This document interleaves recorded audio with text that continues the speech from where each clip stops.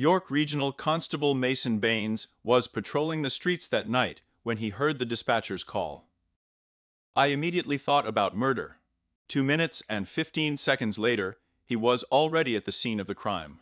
A young officer looks down and notices drops of blood leading to the front door. Following them inside, through the dining room of the house, he screams, trying to find the person screaming from inside. A panicked female voice answers, telling him that she is upstairs. Baines walks through the house and is confronted with an eerily calm scene. A trail of blood slowly leads him forward, except for the red drops staining the parquet. The rest of the ground floor looks fine. Baines is followed by 2 more officers. They go down to the basement and see the body of Big Hitmen, the hostess of the house. It's lying face down, right in front of the leather sofa. She's wearing green silky pajamas with Winnie the Pooh. Her feet are still wet from the water in which she steamed them just a few minutes ago. Baines checks her pulse, then notices 2 gunshot wounds to her neck and back. Soon 4 medics come running and turn over the lifeless body. The officer orders his partner to go upstairs and free the bound girl. Derek moves cautiously through the house with a gun at the ready. In the master bedroom, everything is turned upside down. Mattresses are thrown to the floor, drawers are broken and empty. Their contents are scattered on the floor. The officer cuts the ropes on the girl's wrists and ankles and takes her outside. This girl's name is Jennifer. She is 24 years old. She is the daughter of Big and Hannah Pan, whose house was invaded. Paramedics put Hannah on a stretcher and take her to the hospital.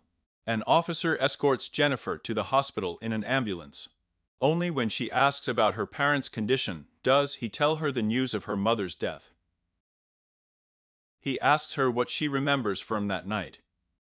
Not much, she says. There were 3 men. One was smaller than the others, and the other had dreadlocks. At the time of the invasion, the house was too dark to see their faces.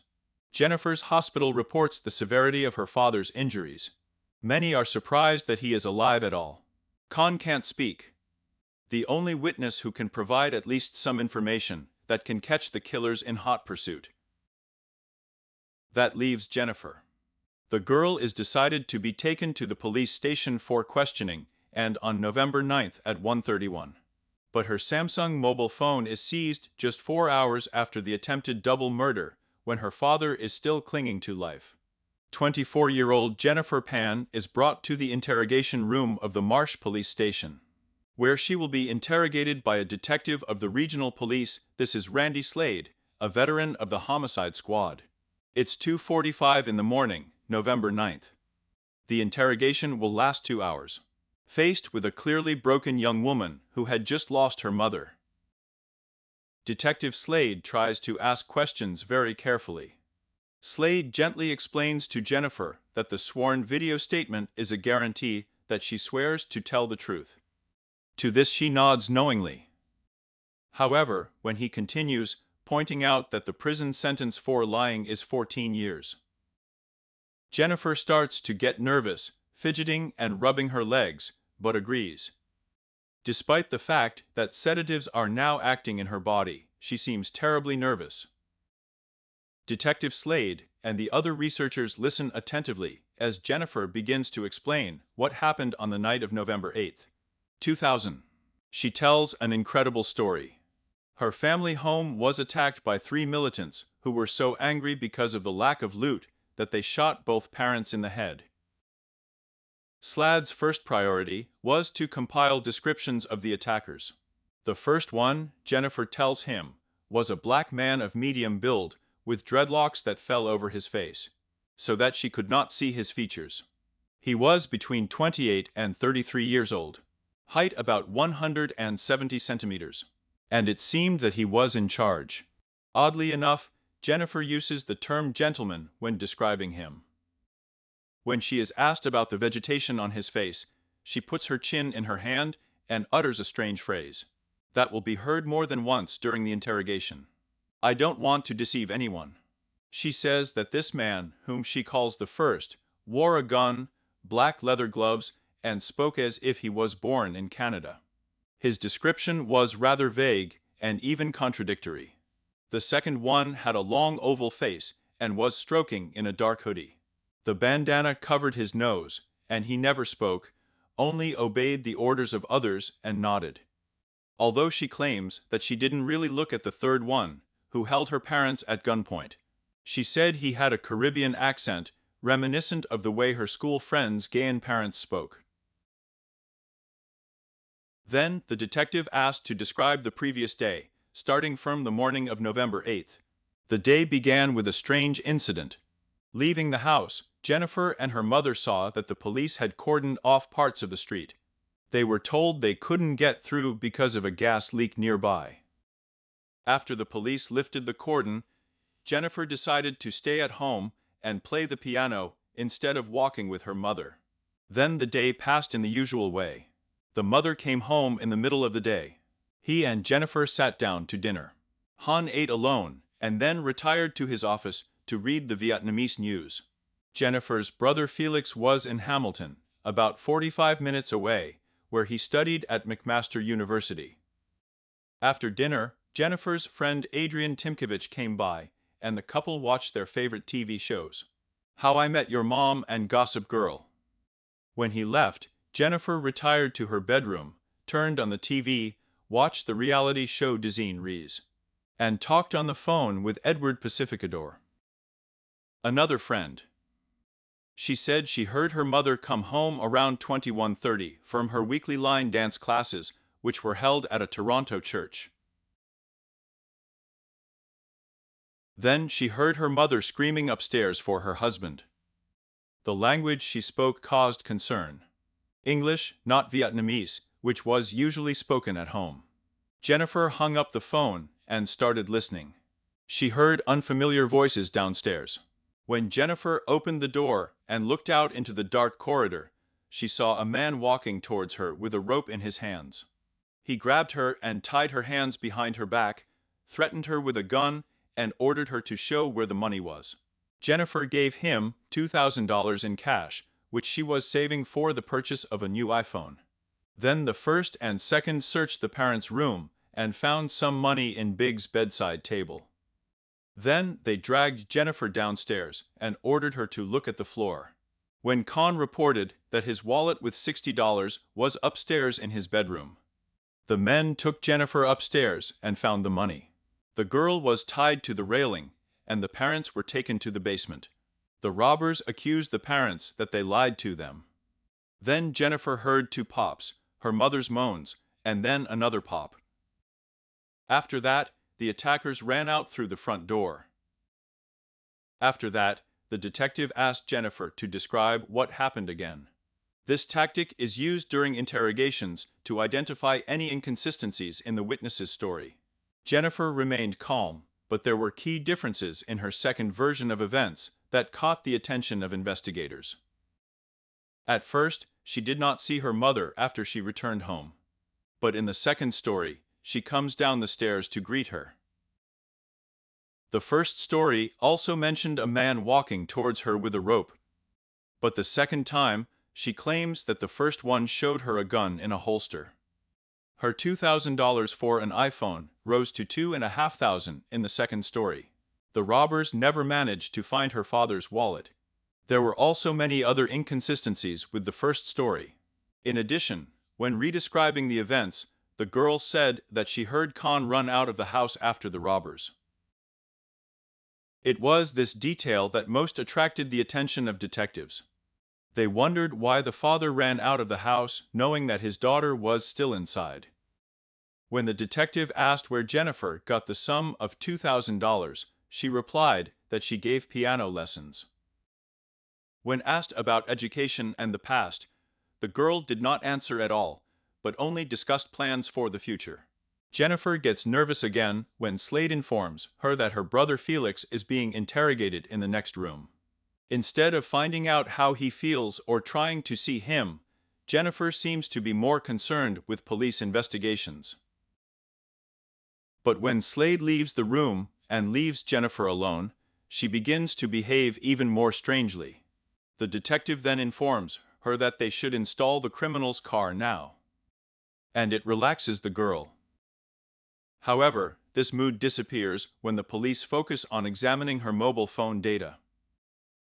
When the slide mentions how important the information from her mobile phone will be for catching the killers, Jennifer is surprised that the police do not believe her testimony.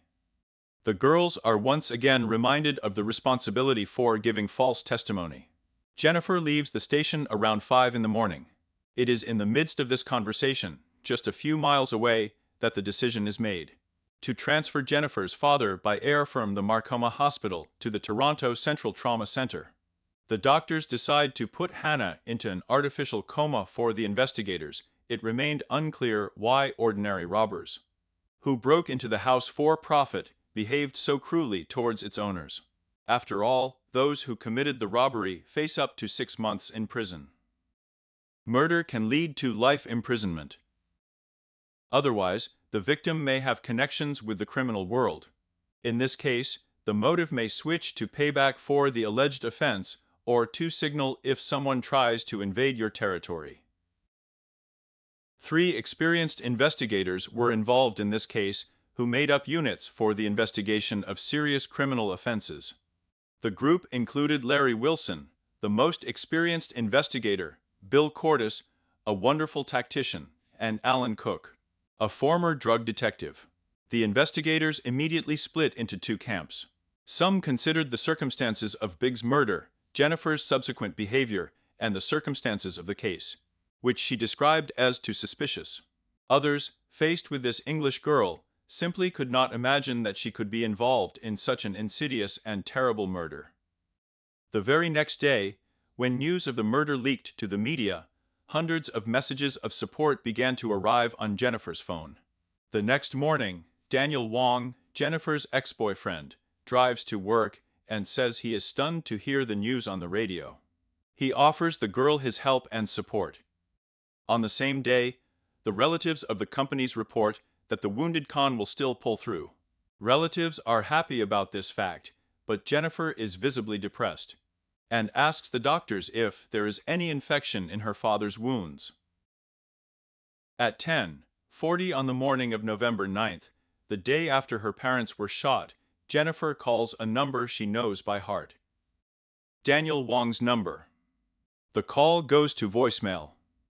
Back at Helen Avenue in Markham, the police are continuing their investigation.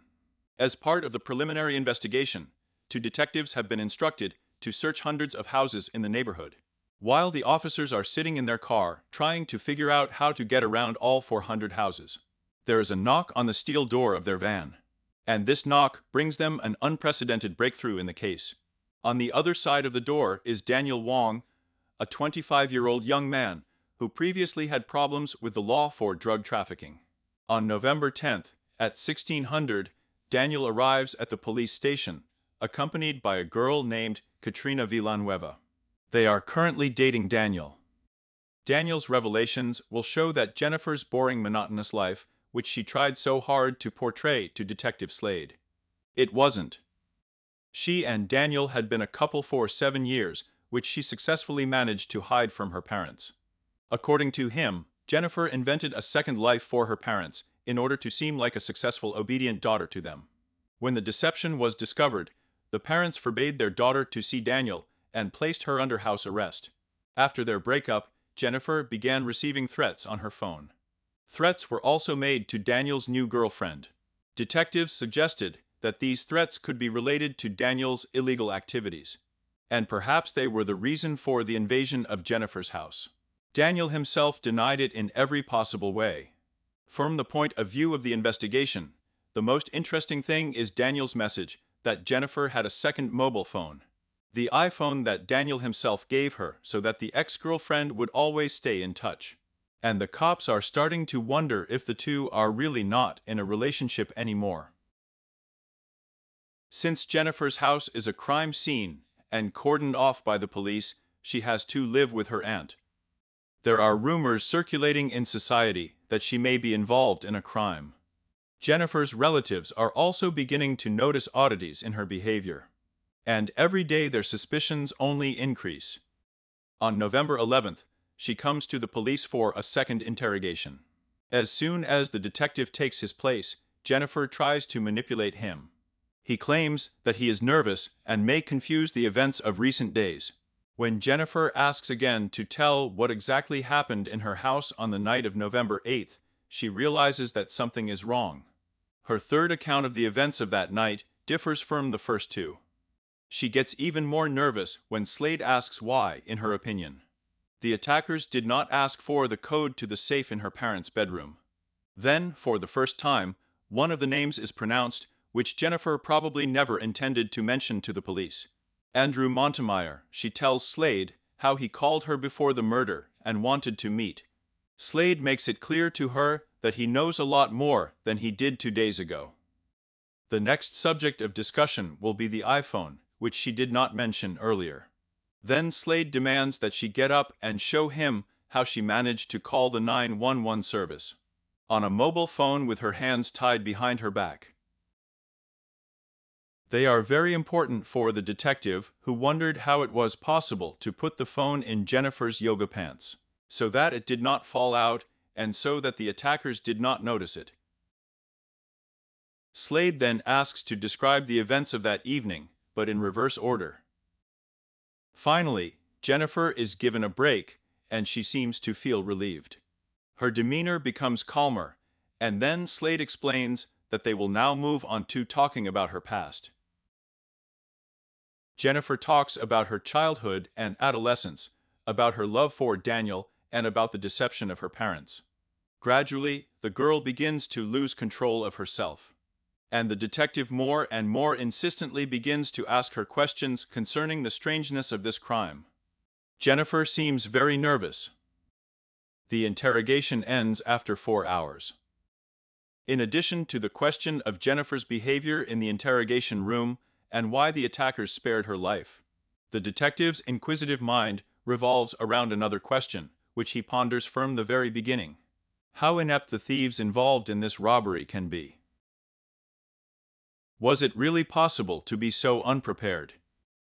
Jennifer tries to make them believe that a group of 3 adult men broke into the house in search of money, without any tools to break down the door, and without bags to take out the loot.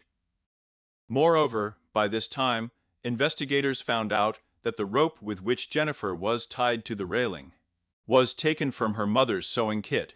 The men didn't even have duct tape or rope to tie up the victims. The detective's suspicions about what brought the criminals to the house in general remain. The gentlemen were not rich, they did not own any business. Why did the criminals choose this particular house at all? On November 12th, Khan comes out of a coma, but Jennifer is not allowed to approach him until the police conduct an interrogation. Khan's awakening is greeted with glee by all members of his family. Everyone except Jennifer. 2 investigators begin to ask Khan what he remembers about that night. Khan informs them that 2 black men and 1 white man broke into his house. According to him, they were tall every 180 centimeters and wore turtlenecks, perhaps to hide their tattoos. There were brown spots on the black clothes they were wearing. After completing the description, Khan is going through probably the most painful conversation in his life. He tells the police that while he and Bick were threatened with violence, his daughter felt quite comfortable and moved freely around the house. Although Khan directly tells his family that he does not want to see his daughter, Jennifer manages to get to bed on Saturday the 13th of November, after the police finish questioning him for the 2nd day in a row. Although Khan is not brave enough to accuse his daughter to her face, he asks her if she thinks Daniel was behind the murder. Khan asks if she called Daniel from a pay phone while Khan was in a coma. Jennifer admits that to him, and immediately asks his father for $1,200 to pay for college. Jennifer's relatives increasingly suspect her of a crime, although she continues to live with them. Her uncle convinces her to go to the police, knowing that the detectives want to conduct another interrogation. But the girl resists under the pretext of organizing the funeral of her mother and grandfather, who died a couple of days ago. Biz's funeral was attended by officers. First of all, to show respect to this woman, and also to observe the behavior of her daughter. So, Jennifer didn't shed a tear at the funeral. She only looked at the officers and rubbed her eyes as if from tears. But his eyes were dry. On November 17th, surgeons remove several bullet fragments from Hannah's face, seal them in a bag, and send them for analysis to the Canadian Forensic Medical Examination Centre in Toronto. 3 days after her mother's funeral on November 22nd, Jennifer receives a call from a victim assistance representative, saying that she needs to come back for questioning. Jennifer resists, but is informed that she has no other choice. This interrogation will be different from the previous ones. After all, now for the police, she is not a victim, but the main suspect. Now she is being interrogated by another officer, Detective Bill Gates. Gates is not only an expert in detecting deception, but is also well versed in getting information from those who are trying to deceive the police. In Jennifer's case, he spends the next 2 hours trying to gain her trust. As soon as this stage is completed, he changes the situation, using the acquaintance he has made with her to gain recognition. This method of interrogation is called the read technique. Under the pressure of emotions, Jennifer finally gives up. This moment marks the end of Jennifer's freedom, the end of the road after more than a decade of lies and deception. This lie will lead to numerous quarrels, ultimatums, emotional suffering, and family imbalances. But none of this compares to her new reality when the mountain of her duplicity collapses. Hunched on her knees in a fox leather police chair, she sobs, her legs shaking. As Gates enters and leaves the room, trying to get his paperwork in order, Jennifer asks him to stay. To which Gates responds, "We have to take care of the lawyers. This is a priority right now." Eric Cart spent most of his youth in Rexdale, in apartment buildings along Kipling Avenue. Eric was always a little lower than his classmates and was the eldest of 6 children. As a child, he studied well until about the 10th grade. His track and field coaches described him as a quiet and reserved young man who was a pleasure to be around. Although, like Jennifer, he suffered from asthma, which affected his health, especially in later life. In his youth, he was also very athletic. And then Eric quit training and began to lead a life of crime. He was involved in everything from drug trafficking to robbery. One of Eric's good friends, who was his business partner in the marijuana trade, was Lenford Crawford. Lenford was born in Jamaica on the 2nd of June, 1980. He had a sister. Shortly after Lenford's birth, his father managed to come to Canada, and he jumped at the opportunity, leaving a young family. Lenford's father later married his roommate and had children with her, settling in Vancouver. After the departure of his father, and a sharp decline in the income of the Lenford family, his mother and sister moved from expensive Kingston, the capital of Jamaica, and returned to the countryside, the mother's homeland. It was there, among the plains of Jamaica, dotted with tobacco fields, cotton farms, banana crops, coffee and cocoa, that Lenford spent his youth. The quiet boy was always ready to lend a helping hand to his mother, wash the dishes, and never shy away from housework. And he also did well at school. He was always a very calm and quiet child. So he will remain in adulthood. Soon the mother met another man. In 1994, she decided to send the 12-year-old Lenford to Canada to his father, in order to provide her boy with a better education. However, there the son got acquainted with street life. Shortly after, Lenford was arrested by police for drug use. The mother realized that it was time for her to move to Canada too. Together with her new husband, she moved to Toronto and was reunited with her son in 1999. The stepfather helped the 17-year-old Lenford to get a job with him on the night shift, at a company cleaning equipment for the production of confectionery. Lenford also attended the city's body repair and mechanics school and soon began changing oil, brakes and tires at a local garage, and eventually got a job at a factory in the company Kick Custom Products, producing household chemicals. By the age of 27, he had a girlfriend who gave birth to his son, and all three moved to another city. In this city, Lanford began to look for a place for himself, meet new people, and earn extra money selling marijuana. Another good friend of Eric Cart was David Milwaganum. David was born in Montreal, the family of SRI Lancase and her Chunky. David was involved in a number of crimes, including the sale of weapons, although he managed to avoid trouble with the police. 22-year-old David had 2 children by 2 different women. Eventually, Lanford introduced Eric and Daniel to each other, which led to a new partnership between the 3 of them. Daniel and Lanford were close friends, as were Lanford and Eric. But 3 is, as they say, a crowd, and Eric and Daniel did not agree on a number of issues. Eric didn't think Daniel was experienced enough to deal drugs. Although up to this point, Daniel was relatively well versed in the petty drug trade. The meeting with Lanford marked the beginning of new partnerships, large volumes, more money, and an expanded clientele. On November 23, 2010, at a press conference, the police announced the arrest of Jennifer Pan as the organizer of the attack on her parents. For the police, Jennifer's arrest is the easiest part of the case. Now the real work begins. An attempt to find the men who were in an Acura car of the latest model, with tinted windows, who drove along Helen Avenue 22 on November 38th. But finding people who want to remain unnoticed and then proving their guilt is not an easy task, especially when there are only a couple of phone numbers from the evidence. On November 25th, detectives receive a copy of Jennifer's iPhone call logs. The first thing they discover when looking through the information provided is that Daniel has been deceiving them. Despite the fact that he told the detective that he had not spoken to Jennifer recently, on November 8th alone, he sent her 36 text messages and made 14 calls. In addition, a lot of suspicious calls and some messages from other numbers were received that day. But these were unusual phone numbers registered to specific individuals. These were temporary phones often used by drug dealers. Investigators are initially focusing on the last 4 numbers from which Jennifer was called on the evening of the murder. One call, which arrived at 1812, attracts their special attention.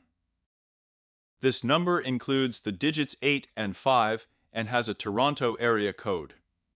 Another call came in at 2016 and lasted 28 seconds. And another one at 2134. This one lasts a minute and 42 seconds. The last call came in at 2205. This time, both sides talked for 3 minutes and 23 seconds. The home invasion occurred 5 minutes after the end of the conversation at 2213. The only number about which information could be obtained was the one that Jennifer called at 2016. It turns out that all the numbers, except one in the name of Demetrius Mabels, are registered in fictitious names. The detective arrives at Lanford Crawford's house in Rexdale, the only valid address to which one of the phones is registered. Lanford agrees to be questioned at the police station. But despite the fact that he is being interrogated, he does not provide much information. The conversation eventually turns to Daniel Wong, a man whom Lanford knows by the nickname Bruce, then under pressure from the detective. Lanford admits that he knows Jennifer Pan. Under further pressure, he admits that he contacted Daniel about drugs. Now a line of investigation appears in the case. The tangled web of deception trapped not only Jennifer and Daniel, but also his friend Lanford. On the other side of town, the interrogation leads to nothing. Demetrius Mabels declares that he has nothing to do with any murder, has no idea about the call from his phone. And besides, on that night of the 8th of November, he was working at a construction site. The records show that on the day of the murder, between 16:30 and 22:26, Andrew and Jennifer wrote to each other a lot, so much so that the total number of 87 messages and 4 calls lasting 6 hours made up about half of the messages that the couple shared between August and November. Andrew tells the police that Jennifer called him that day and told him how bored she was with her parents. Andrew adds that she told him she was planning an invasion of her house that night. "I was going to make it look like a robbery." Andrew also tells the police that Jennifer contacted him in the spring of 2000 about the murder of her parents. She said she wanted them killed and asked him to help her find a way to do it. In the following months, the police conduct hundreds of interrogations. In the end, all the work, coupled with luck, pays off. Detective Cortez discovers that of the 3 largest telecommunications companies in Canada, only one, TELUS Mobility, stores all incoming and outgoing text messages for 30 days. It turns out that Peter Robinson's phone is an assumed name. This is the phone of TELUS, so the police can request the records in time and receive them on December 17th. A few days later, the police contacted 2 women whose numbers were listed on this phone as contacts: Georgia McQuaid and Francine Johnson. Francine admits that the number belongs to a man she knows under the name David Milwagon. After running his name through the system, the police discover that he has no criminal record, but at some point, he was arrested on fraud charges in Montreal. And that's how the police have the first suspect, who could well have been inside the house that night. After David receives a message from Francine that she has just testified, David panics. He doesn't want to contact Francine directly now that the police know his name. So he starts writing to another man, an unknown man, to contact Francine on his behalf. The police eventually collect this information, again using the TELUS storage system. The Quebec police immediately request a photo of David. On the 6th of January, Han Pan comes to the police to examine the photos of the suspects. After taking his place, he quickly removes the first 4 of the 12 photos. And on the 5th it stops for a long time. This is a photo of David Milwagon. 2 days before, Ricardo Duncan, aka Rick, the man Jennifer thought was the one who gave her the homeboy number, came to the police and told an entertaining story. 6 months before the crime, Jennifer Pan contacted him and tried to hire him to kill her own parents. On the 6th of January 2011, the police received the conclusion of a forensic medical examination of bullets seized from Hannah, Bick, and a sofa in the basement of their house. The experts found that the fibers of the bullet extracted from the sofa matched the fibers on Hannah's t-shirt, and that the bullet fired over Hannah's shoulder was fired from the same gun that fired the 2 bullets found in Big's body. This means that it is highly likely that the perpetrators had one gun. However, since no foreign DNA was found in the house, the case still depends on the disclosure of information about the mobile phone. Peter Robinson's phone is still the catalyst for the investigation. The police exclude Daniel and Lanford from the list of possible attackers, since they both have alibis. When the cell tower records are finally secured, the police discover a lead that solves the case. An hour before Big's murder, Peter Robinson's phone could be seen driving along Highway 401 at 21:30, crossing the northern part of Toronto, and then turning onto Highway 404 in the direction of the Panov house. Along the way, the person who used this phone contacted Lanford Crawford at 21:45, right after I called Jennifer Pan's iPhone at 21:34. Looking through surveillance footage taken from a camera located across the street from the Pan's house, a sharp-eyed detective notices that shortly before the Acura drove by, the light was turned on in Khan's office. The time was 22:02. The light burned for exactly 1 minute and 21 seconds, and then went out. Was that a signal? Then the car turns onto the street leading to the house of the Pana and parks out of sight. At 22:13, Jennifer's iPhone received another call from Peter Robinson's phone. During this call, both phones are registered at the tower closest to the house. After a 3-minute call at 22:09, Peter Robinson's phone turns off. 3 men run up to the house at 22:13. The light upstairs turns on at 22:15. The men stay in the house for 14 minutes, Then one of them leaves the house at 22:30, and the other two at 22:32. They return to the car and leave at 22:33. Then, at 22:38, the police arrive. With the exception of 15 minutes after the murder, Peter Robinson's phone is almost constantly used inside the car, while she is driving to Markham and back. At 21:42, someone, most likely David, makes a colossal mistake during a conversation with an unknown woman. Writes the person's name. It's a nickname that leads investigators to a man named Eric Hard. It turns out that he knows Lanford Crawford. On January 28th, he is arrested. On February 24th, Jennifer writes Daniel a letter from prison warning him about the police investigation.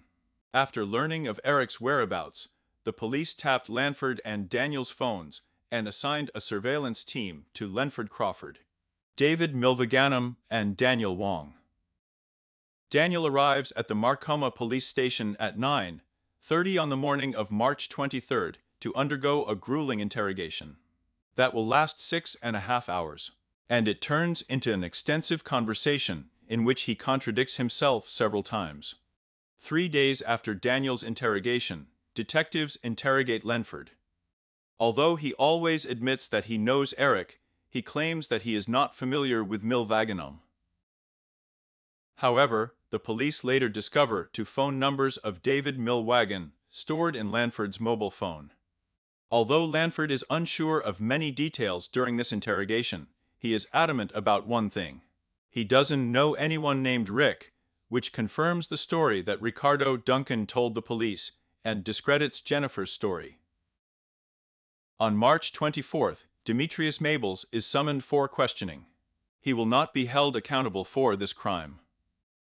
On the 28th of March, detectives Cordes and Cook come up with another brilliant idea. And, although it may seem dubious, in the end it works. Cook visits a correctional center to convince Jennifer Pan, who is in custody and awaiting trial. He brings with him a selection of photos, including a photo of Eric Cart. Belligerent Jennifer doesn't want to talk, but Cook persuades her. She is shown several photos, and then a photo of Eric. When she sees it, Jennifer turns away in response and asks Cook to remove the photo. She says he looks like the first one, but she can't be 100% sure of that. One of the most important interrogations of the investigation takes place on April 12th, when the police contact Dennis Brown, the woman who corresponded with David Milvagan on the night of the murder. 2 days after that, Detective Cortez gives the order to arrest David. He is charged with first-degree murder and conspiracy to commit a crime and attempted murder. The next day, the police arrive at the Maplehurst Correctional Complex west of Toronto, where Eric Hardy is being held, and bring the same charges against him. After receiving the cell tower recordings of Linford and Daniel's phone on April 26th, Detective Cordes became interested in the movements of the two men within a few hours after the press conference, at which Jennifer Pan's arrest was announced. Just 6 hours after the press conference at midnight on November 23rd, Eric called Lanford at 2 in the morning. Their phones are registered in the same place and are together for 40 minutes. Daniel Wong is eventually arrested in front of his colleagues at Boston Pizza on April 26, 2011. He has been charged with first-degree murder, conspiracy to commit murder, and attempted murder. An unknown man and Lanford Crawford have a telephone conversation immediately after Daniel's arrest. This unidentified man involved in the conversation soon becomes the centerpiece of a police investigation, after it turns out that Lanford also called him 2 hours after Big's murder.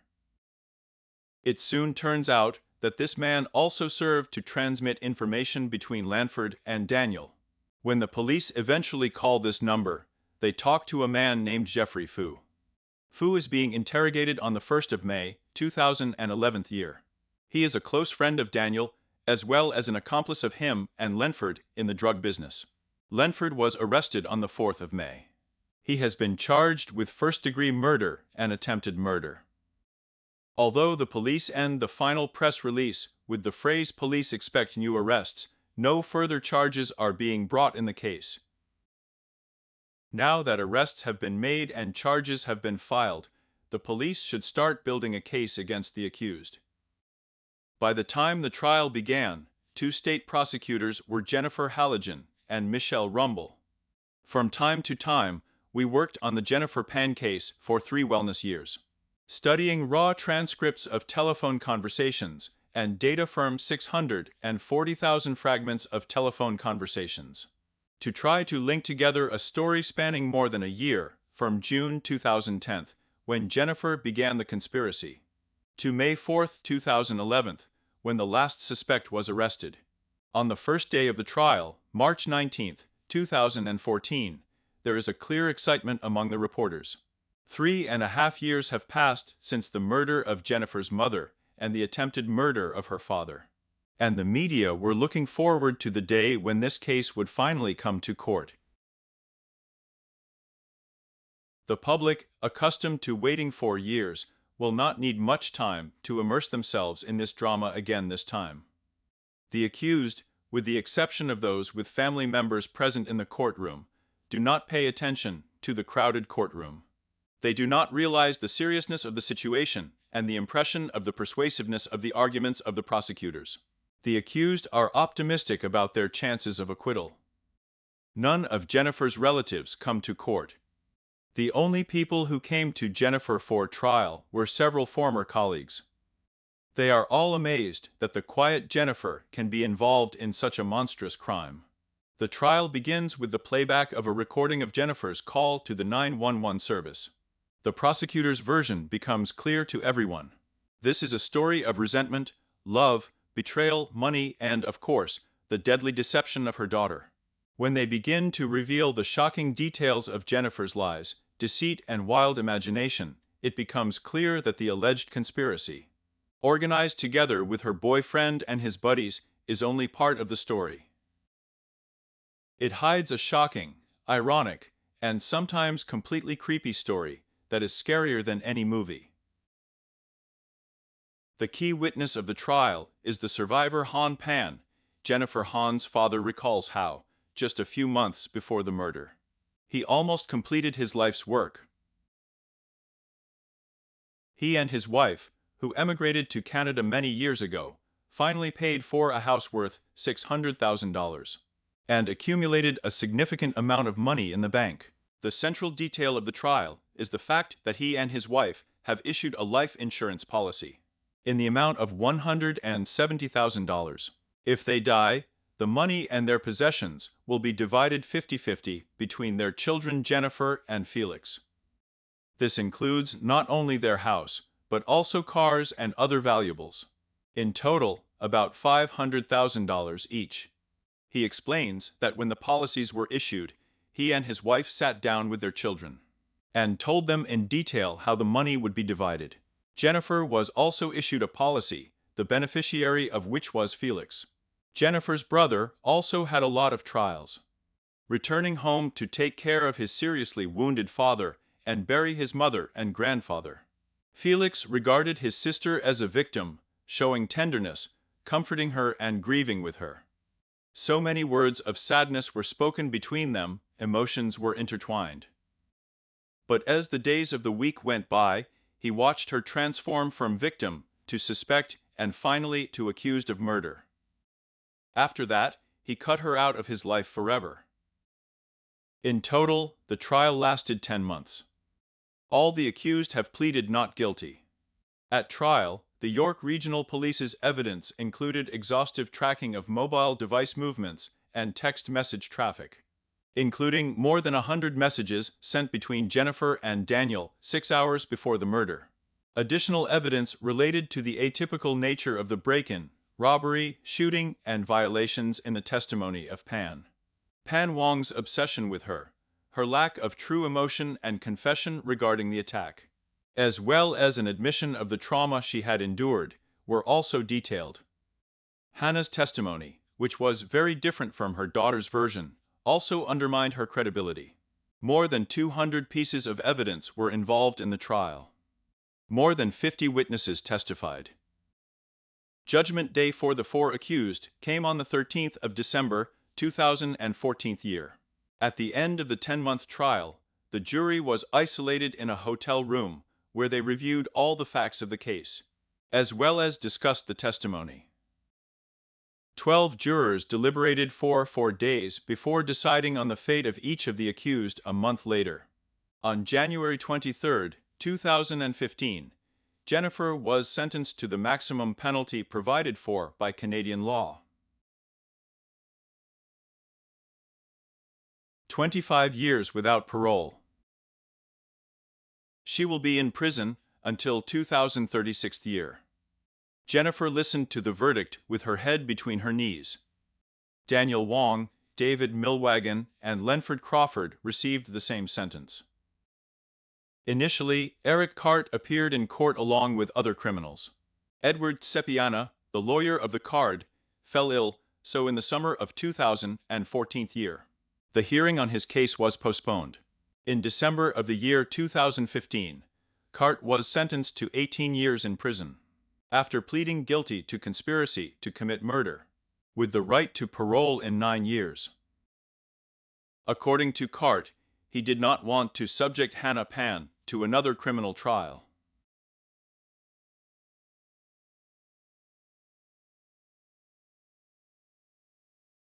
Spouses Big Hapen and Hehan Pan were a classic example of the success story of immigrants who moved to Canada in search of a better future for themselves and their children.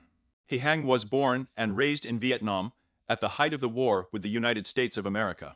There he also received an education in the specialty of tools, dyes, and diesel installations. And 4 years after the fall of Saigon in 1979, he moved to Canada as a political refugee. Khan endured a harrowing, weeks-long boat trip with a group of other refugees. This phenomenon was then called people in boats. Ships were sometimes at sea for months, and the unfortunate passengers faced pirate attacks, disease, and hunger. There were people of various social strata in the boats, including both rural peasants and more educated citizens. 26-year-old Khan moved to Canada without knowledge of the language. He also had no money. In Canada at that time there was also a rather serious economic downturn. Here he met a girl named Big Ho Luong, who also moved from Vietnam and also as a political refugee. The young people got married. The wedding took place in Toronto, and then they moved to the criminal one in 1986 year. Hannah and Bick had a baby Jennifer, and 3 years later, in 1989, the boy Felix. The parents deliberately chose English names for the children. They thought it sounded nice, and in an English school, they wouldn't have to burden themselves with a full Vietnamese name. Although Khan gradually mastered the language in the course of work, he never learned it 100%. At home, the family spoke Vietnamese and Cantonese. Both spouses worked at Magno International, one of the world's largest manufacturers of automotive components. The husband was engaged in the manufacture of stamps and tools, and the wife was engaged in the manufacture of ready-made spare parts. The couple lived without frills, tried to save every cent. After all, they both pursued a cherished goal to buy a big house and provide children with a decent existence. And the cost-saving strategy worked perfectly. By the 2004 year, they were able to save enough money to buy a large house with a garage for 2 cars. In a quiet and quite respectable area of Ontario called Markham, in addition to the house, the couple bought 2 cars for themselves. Mercedes-Benz for Hannah trips and Lexus U-Trista for Big. In addition, a tidy sum of $200,000 was stored in their bank accounts for a rainy day. The couple hoped that their efforts would not be in vain. They both didn't want their children to have to work in auto parts workshops to earn a piece of bread. Khan dreamed of the success of his offspring. One will become a doctor, and the second, a high-class mechanical engineer. Dreams of this kind are ideal not only in Asian countries, where there is a hierarchy of professions, at the top of which is law, engineering, and medicine, but also all over the world. And this pressure is especially great in Asian countries, because the choice of profession affects not only the child, but also the parents. Jennifer's father began to teach his daughter from the moment she began to realize his attempts, and the bright-eyed baby happily responded, enjoying her father's attention. And from her mother, Jennifer adopted periodic outbursts of emotion and tenderness. When Jennifer grew up, the attentive father turned from a loving dad into a home educator who was preparing to raise a respectful, obedient, and hard-working daughter. He was strict and rarely relaxed his vigilance. In many Asian families, the tender emotions shown by disciplinarians are often restrained. When children behave badly, a parent can show deep disappointment. When they succeed, praise can be muted. In other words, Asians often raise children according to the method described by the American jurist Amy Kua in her book, called The Battle Hymn of the Mother Tigress.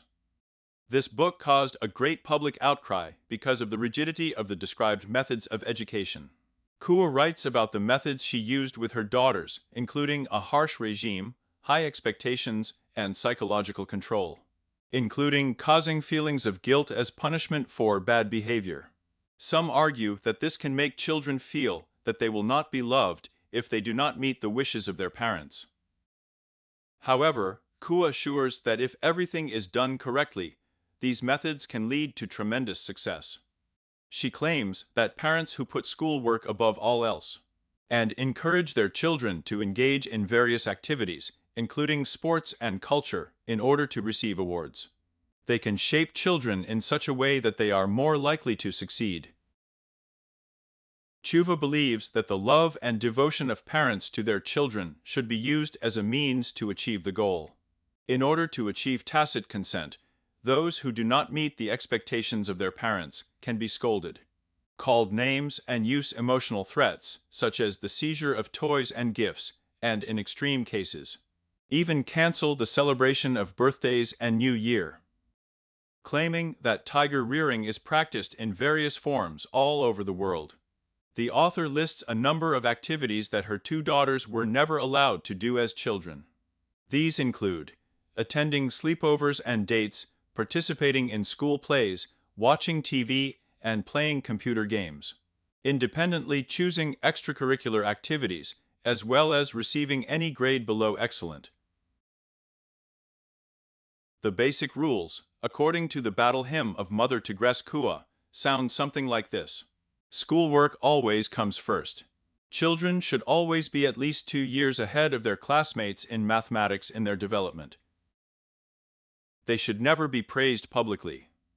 Parents should always take the side of the teacher or coach. And a minus is a bad grade. Children should only be allowed to engage in activities for which they may eventually receive medals. And these medals should be exclusively gold. The ladies made big bets on their children. They expected Jennifer and Felix to work just as hard. And the foundation laid by parents for the future well-being of children will give them much more opportunities to start, which, alas, they themselves did not have when Big and Han emigrated from Vietnam. When Jennifer was 4 years old, her parents enrolled her in a piano lesson, in which the girl was quite successful, and showed great hopes. By the time Jennifer entered elementary school, she already had a whole collection of various awards and prizes for participating in various competitions. Khan and Bick also gave their daughter to figure skating. And 2 years later, Jennifer began to additionally engage in swimming and wushu. None of these expensive hobbies were Jennifer's choice. And although these classes put a heavy burden on the family purse, they were a sure way to raise an excellent student. Skating freed the girl from what Jennifer herself called a painted life. Thanks to figure skating, she was almost constantly on the move, traveling around southern Ontario on countless winter weekends to participate in regional competitions. Jennifer hoped to perform at the national level and was seriously going to her main goal, to compete at the Winter Olympics in Vancouver. However, this dream was not destined to come true. Jennifer tore her knee ligament during one of the training sessions. Such an injury made it possible to continue figure skating, but it was possible to forget about a professional career in sports. It's no secret that Asians are very persistent in their studies and work. Jennifer was no exception. Sometimes her daily routine was as follows. In the morning, the girl went to school. After school, she immediately went to figure skating training, which lasted until 10 in the evening. After 10 in the evening, she came home and sat down for lessons, which she taught until midnight.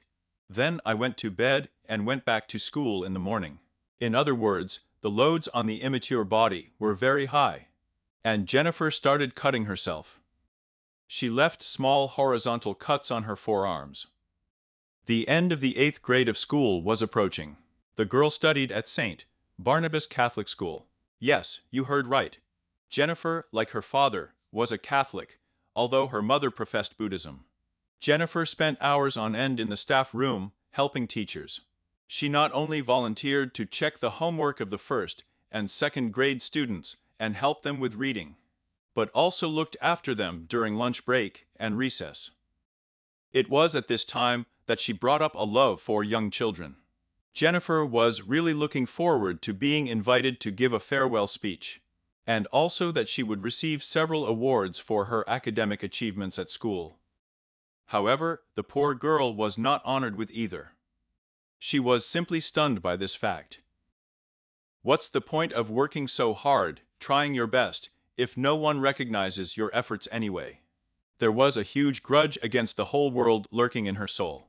Nevertheless, the girl maintained an outward calm, and to the banal question whether everything was all right with her, she invariably answered in the affirmative. Jennifer herself called this trick her mask of happiness. Although Jennifer had many opportunities to communicate with her closest non-distant relatives, social contacts outside the home were not encouraged by parents. The side result was that Jennifer was left emotionally retarded, and by the age of 24, she had the social skills of a 15-year-old girl.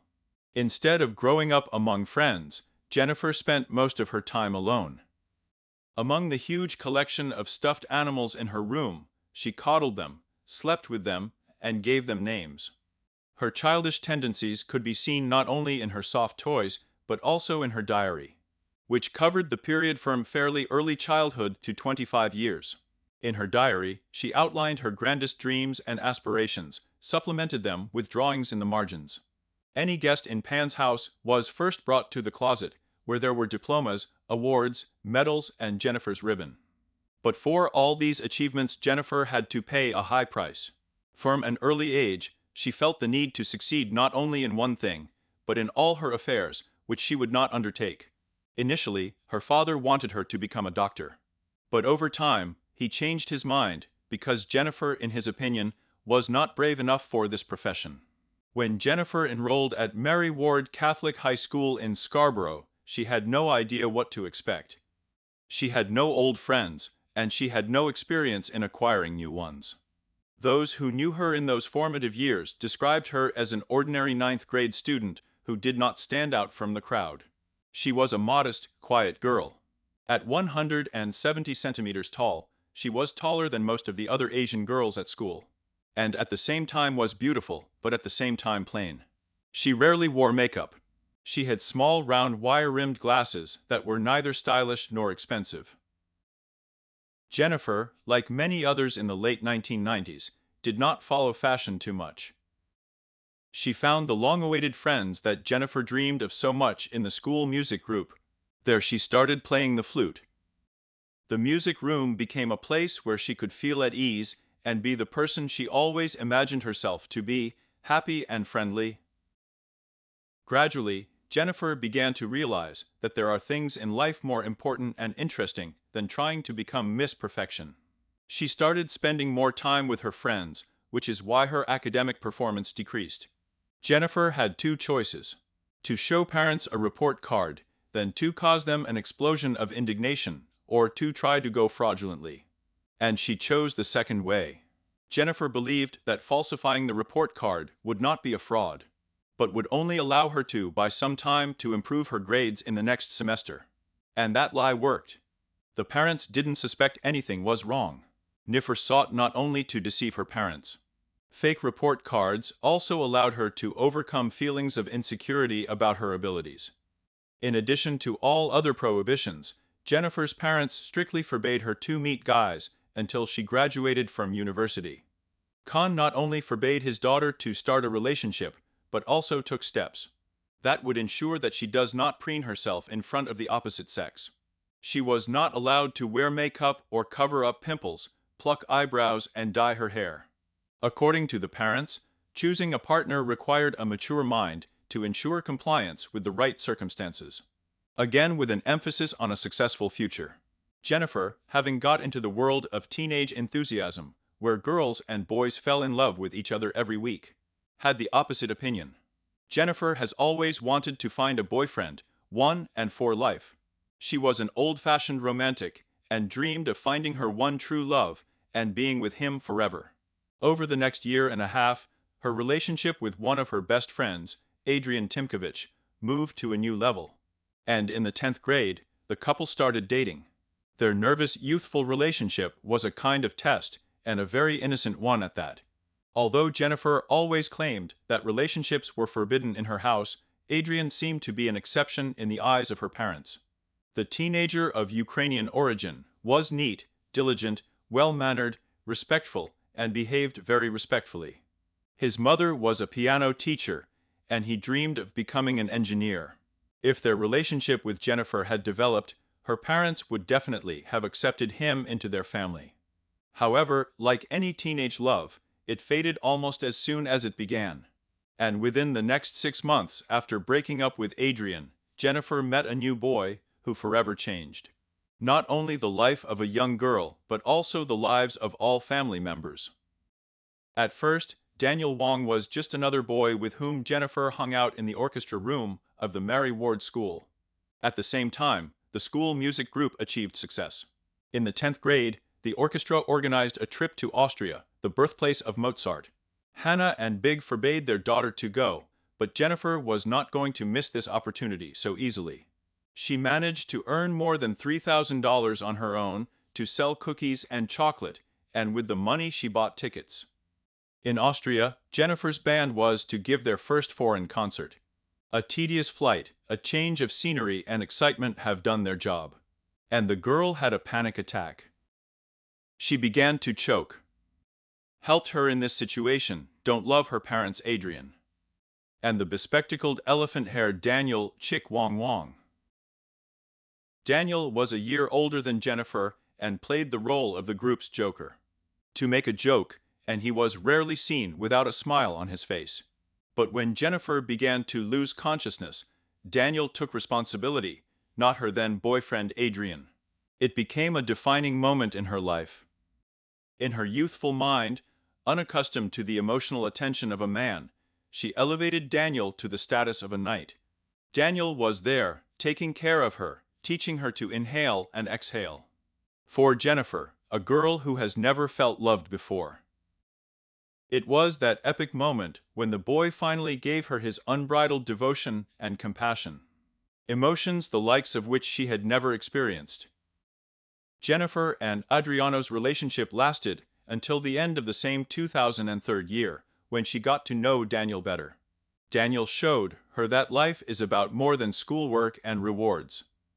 Of course, he could be worried about scientific classes and grades. But there were more important things for him, such as laughter and having fun. It was easy for him, thanks to his relaxed and sociable nature. Jennifer saw that it was this approach that allowed Daniel to find friends far beyond the group. He spoke Cantonese. His father was Chinese and his mother was Filipino. In other words, Daniel and Jennifer had a lot in common. They were both excellent musicians, well versed in playing the piano, and, like Jennifer, Daniel was immersed in family life, and had a younger brother. However, the girl, anticipating the reaction of her parents, kept the relationship a secret from most people. And many friends later said they didn't even know the couple was dating. The couple was in almost constant contact. Since Jennifer hardly saw Daniel outside of school, she had to restrain herself from calling him at every free minute. Between classes, alone in her bedroom, and even in the middle of the night when she couldn't sleep. Jennifer also attracted a huge number of hobbies of her new lover. He played in a band, smoked weed, listened to hip-hop, was friends with blacks, understood computers, and loved computer games. I watched movies, was able to collect a Rubik's Cube as an excellent player in billiards and table football. At the same time, he was generous, thoughtful, and attentive. He got along well with everyone around him.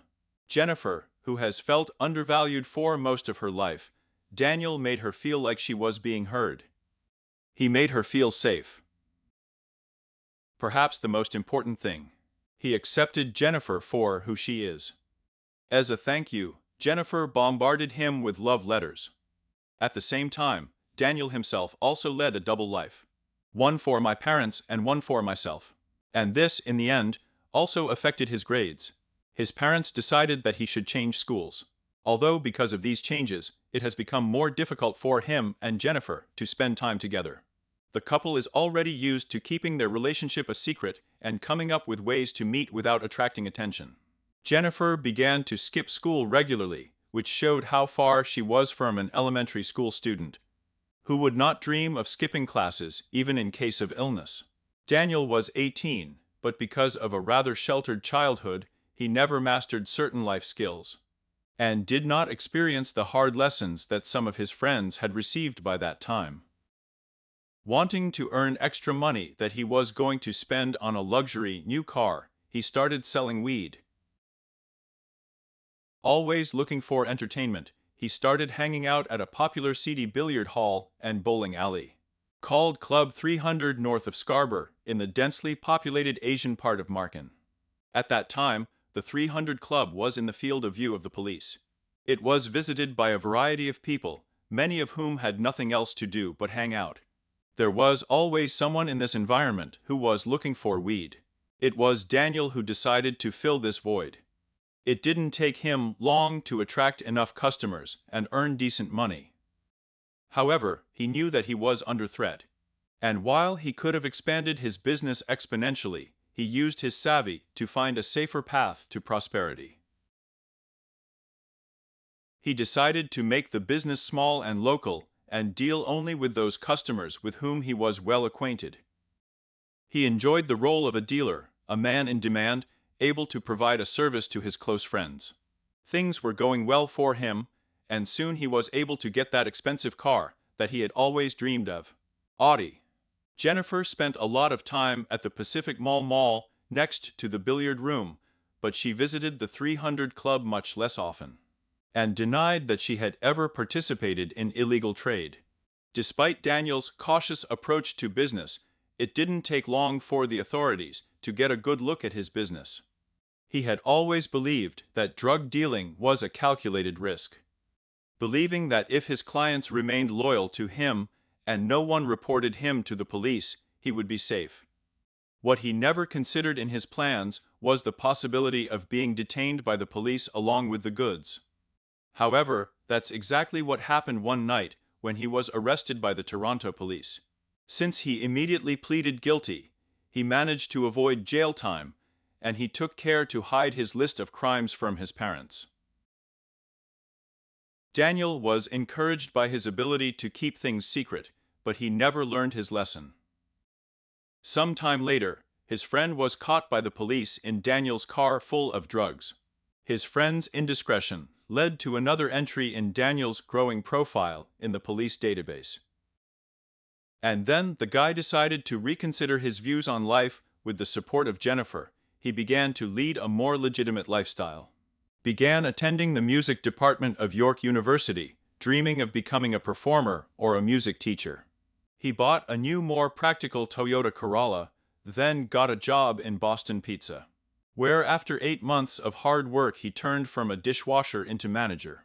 Jennifer also got a job at the East Marius site in the nearby Markville Mall.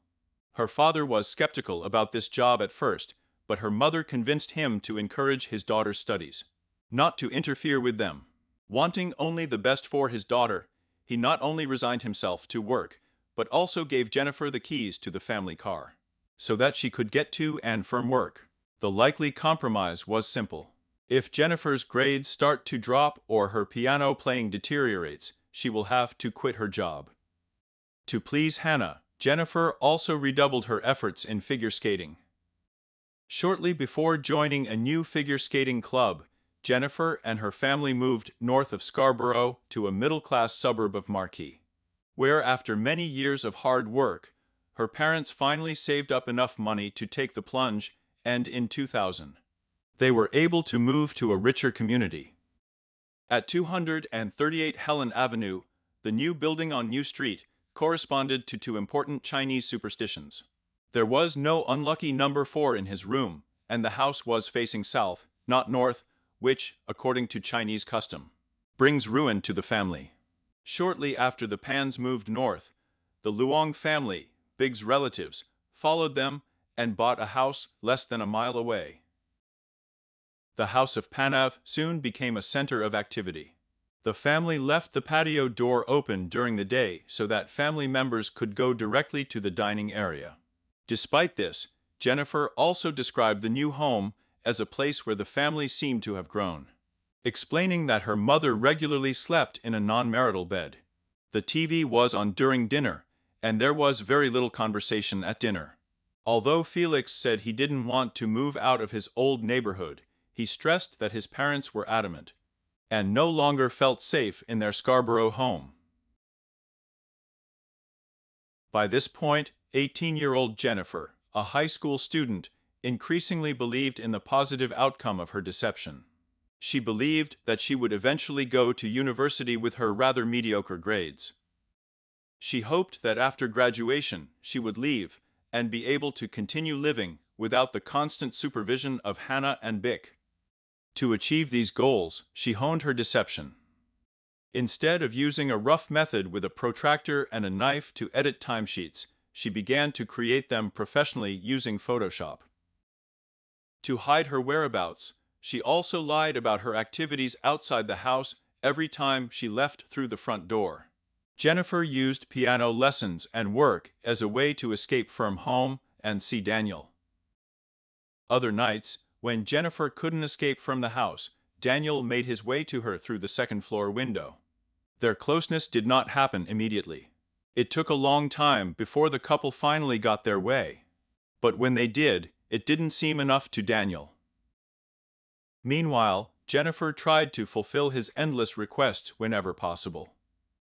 The couple, usually short of time and often without a suitable place, often had sex in Daniel's car, either outside of his work at the end of an empty street or in other secluded places. Sometimes they were a little bolder and had sex in parking lots. But Daniel was never satisfied, and when he didn't have the opportunity to be with Jennifer, he forced her to send him sexts and naughty photos. The problem was still Jennifer's schedule and her incredibly early curfew, which began at 21:00. Jennifer later recalled how one day her parents extended the curfew so that she could attend her best friend's wedding reception. On this occasion, she was allowed to return home at 23:00. Jennifer was also banned from attending school dances. But one day Jennifer's lie was revealed. Bick saw Daniel drop her off at the mall. She also witnessed how young people hugged and kissed. Jennifer's mother was furious. She had never seen such behavior from her little girl before. She didn't even know Jennifer had a boyfriend. When her daughter got into the car, Big's eyes widened with anger, and Jennifer knew immediately that her mother had found out. But Big eventually reacted with understanding to her daughter's situation. To some extent, she knew that Jennifer had no choice but to lie about the relationship. And although Big refused to keep Jennifer's secret from her father, she told her that they were ready to meet with Daniel.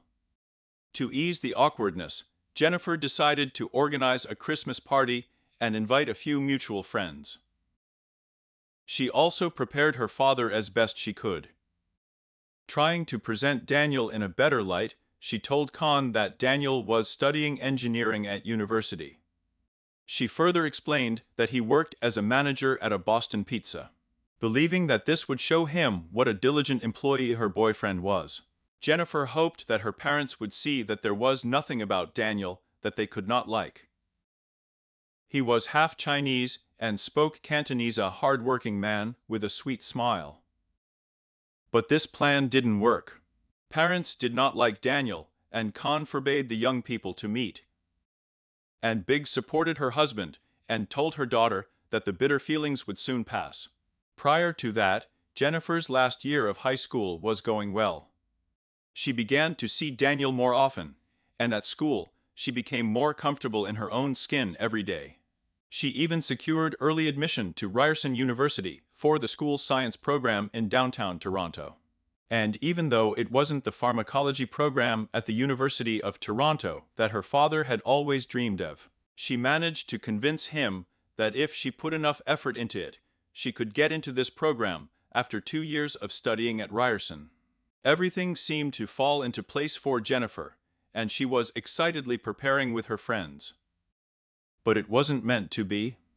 Jennifer experienced the shock of her life when, in the middle of her last year of high school, she discovered that she was not gaining the necessary score in mathematics, which put an end not only to university but also to graduation from school. She imagined how she would have to tell her friends and family the whole truth, that she had been forging report cards since the 9th grade, and had not graduated from high school. So she made, as she later put it, the biggest mistake of her life. Instead of facing the consequences of her actions, Jennifer took the easy path again. Once again running the Photoshop program, Jennifer started creating documents of a different type. It was a letter of acceptance, and then a scholarship of $3,000 at Ryerson University. She also provided her parents with her graduation photos, which fortunately were taken before the school found out that she would not graduate from high school. The problem with lying about university was that now Jennifer couldn't go back to her old life without being subjected to the punishment she so desperately wanted to evade. Inspired by her parents' trust and how easy it was to deceive them, she decided to deceive everyone else. Except Daniel, of course. On the eve of the school year, Han and Big tried to show how proud they were of their daughter's achievements. Showered her with money so she could buy everything she needed. School supplies, new clothes, a laptop worth $2,700. They gave her money so she could focus on her studies without worrying about finances. Her mother even issued a credit card for her to keep all the lies in her head. Jennifer literally had to come up with an alternative universe for herself. Jennifer also admitted that the daily routine of lying and deceit that she was engaged in eventually led to the fact that her feelings of reality and imagination were distorted to such an extent that it was difficult for her to distinguish one from the other. She was so confused that she almost believed that she was studying at the university. To somehow distract herself from the accumulated tension surrounding Jennifer got a job as a waitress at a local restaurant. There she became one of the best in her field. However, colleagues noticed that every day the stress level of the girl only increased. The stress that Jennifer was going through began to affect her, and Big, a man who knew his daughter's emotional mood better than anyone else, began to notice it during the morning trip. The mother noticed her daughter's unusual behavior. Jennifer explained that the reason for her anxiety was the long commute. Taking advantage of the anxiety, Jennifer's mother offered a solution. She suggested that if she stayed with a friend in Toronto from Monday to Wednesday, it would help to avoid spending so much time on the road. Big shared this idea with Khan and convinced him that it was necessary. In turn, Jennifer and her friend agreed on the following. If her parents call her at home, she has to tell them that Jennifer is in the bathroom, and call Jennifer right away. The girl's parents were against her daughter's relationship with Daniel, but his parents, on the contrary, considered Jennifer an ideal girlfriend for their son. They were the complete opposite of the pan. As a result, Jennifer moved to live with Daniel, with whom she spent 3 days a week. Jennifer also lied to Daniel's parents, telling them that her parents agreed that she should live with them, and waved off their repeated requests to meet Khan and Bick. The girl called her parents every morning and told fictional stories about what lectures she had attended and what was happening at the university. Her mother continued to transfer money to her to pay for accommodation with a friend. After 2 more years of such training, it was time to graduate from the university. Jennifer and Daniel found a person on the internet who was able to forge a diploma, indicating exceptionally excellent grades everywhere. When it came to the graduation ceremony, Jennifer told her parents that because of the very large size of the class, there would not be enough seats for everyone. Graduates were allegedly allowed to invite only one guest each, and she didn't want one of her parents to feel left out. So she gave her invitation to a friend. Jennifer has developed a strategy to deal with her lies. As the girl will later tell, she tried to look at herself in the third person. And if she liked who she saw, then the plan was fine. At the same time, she understood that it was necessary to lie about absolutely everything, otherwise she would collapse. Over time, Jennifer began to behave more selfishly, eventually thinking only of herself, to such an extent that even Daniel became a victim of her inventions. The feeling that she had been treated so hard was replaced by self-pity. Although the consequences were a direct result of her own short-sightedness and could have been foreseen by any sane person of her age, it could be argued that her lies required such dedication, that the effort far outweighed the effort it would probably have taken just to get a grade in mathematical analysis and start attending university. On the other hand, it could be concluded that Jennifer simply hated studying and did not want to attend it in the end. Jennifer's fictional academic career began to collapse.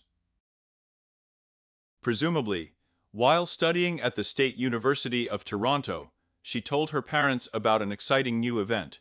She started working as a volunteer in the blood analysis laboratory at the SickKids clinic.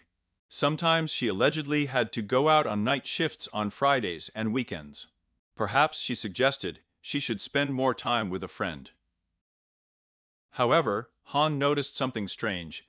Jennifer didn't have a uniform or a key card from her new job. So the next day, he insisted that her parents take her to the clinic themselves. As soon as the car stopped and Jennifer ran inside, Han ordered Big to follow her. Realizing that her mother was watching her, Jennifer hid in the emergency room for several hours until her parents left. Early the next morning, they called a friend, and she confessed. Jennifer never lived with her. When Jennifer finally got home, Han was already waiting for her. She admitted that she did not volunteer at SickKids, did not study to be a pharmacologist, and lived with Daniel. Although she concealed that she never graduated from high school, and that she never studied at Ryerson. Big was crying, and Han was shocked. He ordered Jennifer to leave and never come back, but Big convinced him to let their daughter stay. Her mobile phone and laptop were taken away from her for 2 weeks, after which she was allowed to use them only in the presence of her parents, and her daughter had to endure sudden checks of her messages. They forbade her to see Daniel. They ordered her to quit all jobs except teaching piano, and began tracking the car's odometer readings. Stuck at home, and becoming increasingly disillusioned with life, Jennifer again decided to fix her life in the only way available. And in the only way, with the help of lies. In a doomed attempt to gain more freedom, she told her parents that she had finally found a job at a pharmacy located in Walmart, where she allegedly went for an interview earlier. Her father, overjoyed by this news, advised Big to let her drive to work. However, the father has already suffered enough lies from his daughter, so he once again wondered how a girl without a uniform and an identity card can work in a pharmacy. 2 weeks after Jennifer started working, he approached her and asked if he could see one of her payslips. The daughter didn't blink. To calm his anxiety, she made up a lie, saying that she had left the salary receipts in her work locker. The next day, she came home with a fake copy of the Walmart payroll, which she found on the internet. When her father insisted on taking her to work the next day, she agreed. This time by scouting the place in advance.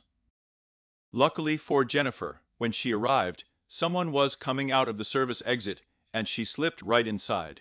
She hid in the Walmart until her father left, and then went to the library. But it still wasn't enough to calm Hannah down. When Jennifer came home, he ordered her to sit down at the computer and demanded to view the payment received from Walmart. Through her online banking statement, Jennifer did not want to reveal herself so easily and used a new tactic. And she confessed to her father that the watch was forged and used the opportunity to get rid of another lie after explaining to Hannah that she hadn't actually graduated from the University of Toronto. However, she did not mention the deception regarding high school and Ryerson's attendance. Con called his daughter a liar and said that she would graduate from school anyway. Jennifer knew that she had lost her father's trust forever. Con never believed what his daughter told him anymore.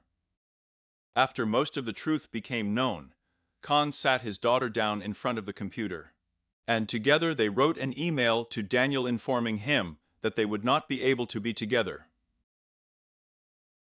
Con was so determined that he allowed Jennifer to blame her father for everything. Having fulfilled his daughter's wish to return to Daniel about $3,000 that she owed him, Con immediately wrote out a check. After that, the father and daughter applied to 3 colleges, including a course of laboratory assistance at the Centennial College, where she was eventually accepted. Con paid another $3,000 for her education, and Jennifer was placed under permanent house arrest. Her father, who specifically lifted her ban on using a car to help her get back on her feet at work. I decided that now she is not worthy of any trust. Every evening, all of Jennifer's phones and computers were checked several times by her parents to make sure that her daughter did not call her lover. However, when communicating with her friends, Jennifer liked to thicken the colors and described her life as a living hell, which is why many sympathized with her. Jennifer was madly in love with Daniel and was also lonely.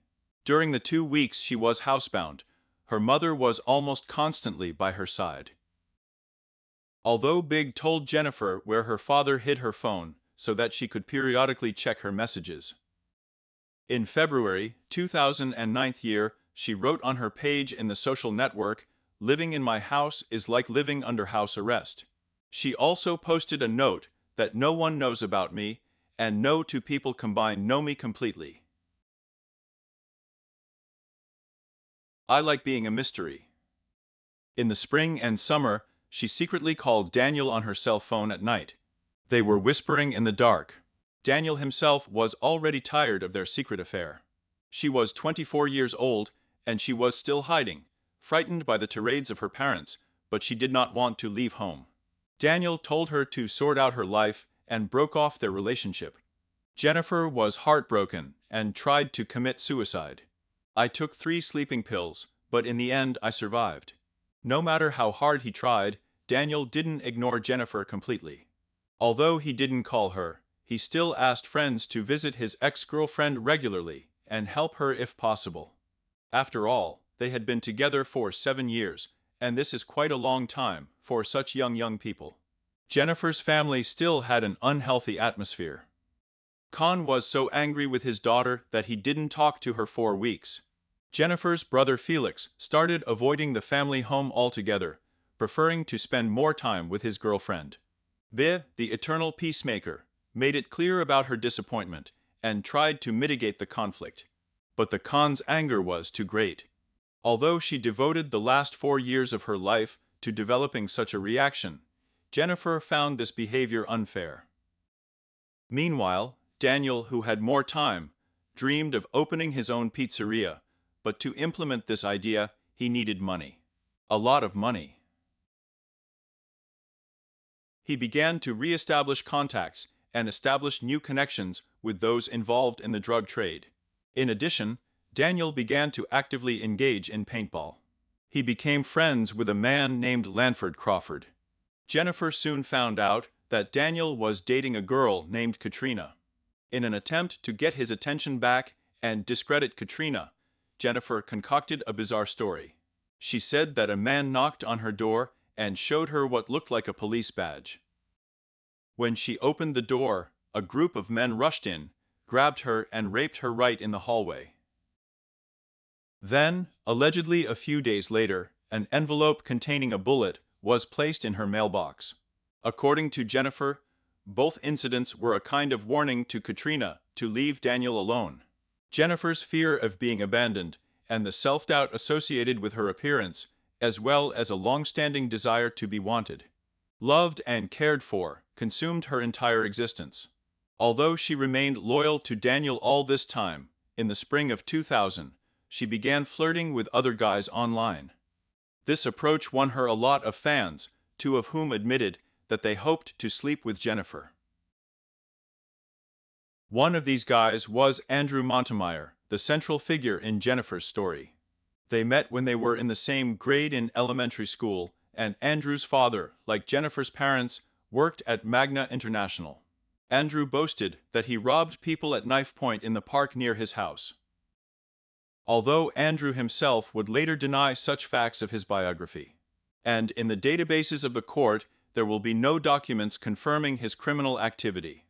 At that time, Andrew was working as an intern at a life insurance company. During their phone conversations, he shared with Jennifer several options on how to get rid of the pressure she faced. The first option is escape, but the girl rejected him because she did not want to leave her family. The second option was abduction, but she also rejected him because it would have been heartbreaking for her mom. But the third option made her think. During a certain quarrel, it was possible to allegedly accidentally kill his father. At first, the girl did not take it seriously. However, over time, and in the course of further conversations, Jennifer said that her feelings began to change. And she gradually came to the idea that killing her father could be the solution to all her problems. Montemeyer introduced Jennifer to his roommate Ricardo Duncan, a Gotham guy with black nail polish. According to Jennifer, in between piano lessons, they developed a plan, according to which Duncan should kill her father. In the parking lot near his work, she gave Duncan $1,500 earned for piano lessons. And they agreed to contact later by phone to arrange a date and time. But Duncan stopped answering her calls, and by the beginning of July, Jennifer realized that she had been deceived. Duncan says that she called him in early July in hysterics and asked him to come and kill his parents. He reported that he felt insulted and said no. And that the only money she gave him was $200 for the party, which he immediately returned. The last communication between them took place on the 8th of July, 2010 year. Around the same time, Daniel and Jennifer, who had started chatting again, exchanging flirtatious messages daily, developed an even more sinister plan. They will hire the killer of Big and Con, take Jennifer's share of the estate for a total of about $500,000, and will live together unencumbered by the intervention of their parents. Daniel gave Jennifer a spare iPhone and a SIM card, and connected her with an acquaintance named Lenford Crawford, whom he called Homeboy. Jennifer asked the current bid for a contract killing. Crawford replied that it would cost $20,000, but for Daniel's friend, everything could be done for $10,000. Jennifer tried to use her iPhone to talk about crimes and her Samsung phone for everything else. When Daniel didn't have the opportunity to be with Jennifer, he urged her to write sex to him and send him photos and videos of her naked. The files, later discovered on her mobile phones, included several short videos of her shaved vagina, one of her buttocks, as well as photos of a bandage. In the period from the 3rd of August to the 8th of November, 3,000 calls and text messages were received on this iPhone, which accounted for 74% of all their communication. It was on this phone on the 16th of August that the couple had the longest telephone conversation. That's when Jennifer told Daniel the plan to kill her parents. The plan was simple and brilliant at the same time. Hired killers broke into her house, tied her up, and made a mess. During the invasion, they did everything possible to make it look like a robbery. They turned over beds, rummaged through drawers, and demanded cash, pointing guns at both Jennifer and her parents. In the following minutes, having found no money other than Jennifer's money, the robbers killed her parents under the pretext that they were angry because of the lack of loot. It should have been done in less than 30 minutes. There would only be one person left. The only witness is a poor defenseless girl named Jennifer. Detailed phone records show that a month after the last phone conversation with Rick, Jennifer made a fatal call. On August 16th, Jennifer used her iPhone to call Daniel at 1:21 in the morning. A 5-hour conversation took place between them. But the most revealing detail was the shortness of the conversation and what happened in the next 48 hours. After this call, Daniel's Jennifer's mobile phone connection was terminated. A few hours after this conversation, Jennifer called and texted Daniel from her phones and the family landline. But attempts at communication did not end there. The next day, August 17th, she called and texted Daniel 100 more times from 1 in the morning until 23 in the evening, again using all 3 phones. On August 18th, she sent 4 messages and called 15 times. But all of her calls were going to voicemail. Then, between 5:53 and 8 o'clock, she sent 5 messages and called 17 more times. All calls were sent to voicemail. She called him 12 more times in the next 35 minutes before Daniel finally answered her call at 8:47 in the morning. After that, Jennifer didn't call Daniel back until the next day. She began writing to Enford Crawford, also known as Homeboy. He called her back at 11:09, and the couple had a conversation lasting 4.5 minutes. As for her 4 accomplices, Jennifer conspired with only one she knew: Daniel. She only knew his friend Lanford by his nickname Homeboy. They talked on the phone and wrote off several times. Jennifer knew the nickname, his phone number, and the sound of his voice. As for the other guys, Enford independently recruited and coordinated them. But they made a huge number of mistakes. Enford is a registered phone that the police tracked down from Jennifer's cell phone records. David Milvagenom's phone was used to contact Daniel and Jennifer on the eve of the murder, probably by Eric Hard. In the past, Daniel sold drugs to Eric, and they exchanged messages about these transactions, which were later discovered. Jennifer failed to destroy her iPhone records or even delete confidential messages from her phone. The police that Jennifer asked her parents. From the 3rd of August to the 26th of September, that is, in just 55 days, the couple exchanged 969 calls and text messages. But most of the messages came from Jennifer. 809 compared to the paltry 160 messages from Daniel.